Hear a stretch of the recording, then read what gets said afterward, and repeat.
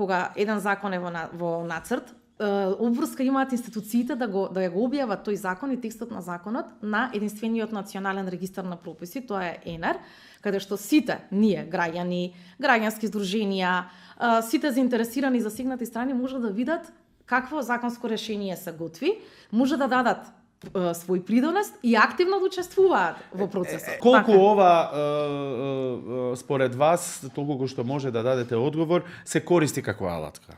Па, искрено да ви кажам, од искуството мое и наше, повеќе го користат, иако е тој лесно достапен и за граѓаните, значи тука нема затвореност, лесно достапен и за граѓаните, многу повеќе го користат граѓанските организации, да речеме синдикатите, кога сакаат да извршат влијание врз одредено законско решение.